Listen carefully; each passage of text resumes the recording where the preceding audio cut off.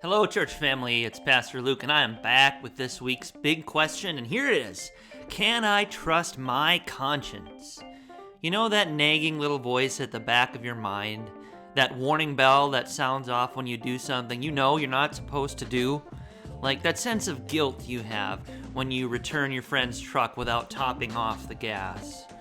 Or when you leave work 15 minutes early without technically clocking out. That's what we're talking about, our consciences. So can I trust it? Can I trust my conscience? It's a great question, and a lot of people would say yes, unequivocally. Most people would go with Jiminy Cricket's philosophy. When you get in trouble and you don't know right from wrong, when you face temptation and the urge is very strong, give a little whistle and always let your conscience be your guide. Our consciences, which we could just call our hearts, are, we believe, a reliable indicator of whether we've done right or wrong. So we can kind of do a self-check and measure how guilty we feel about a particular action. And based on that, we can draw conclusions about whether we're doing right or wrong. So yes, we can trust our consciences. This is sort of the default human response. But can we? Yes, sometimes I feel guilty when I sin, as it should be, and that sense of guilt leads me to reach out for the forgiveness of Jesus. But other times, my conscience lets me off the hook when it really shouldn't.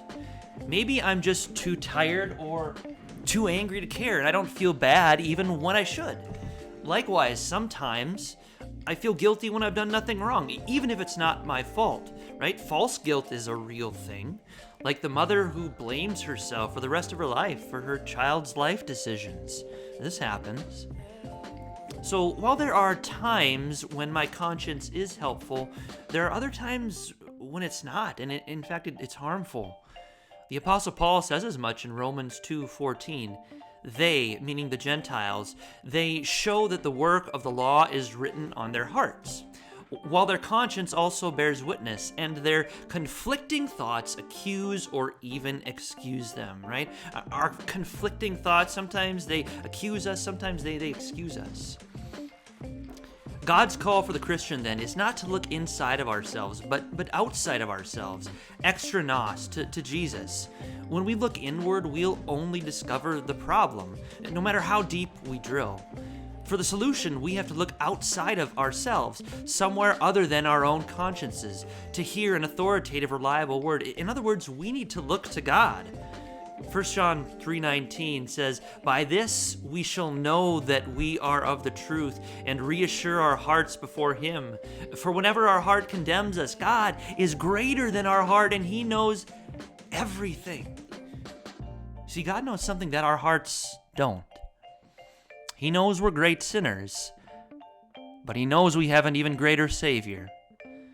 And the forgiving word of Jesus speaks louder and bolder and truer than that nagging little voice of condemnation at the back of our minds.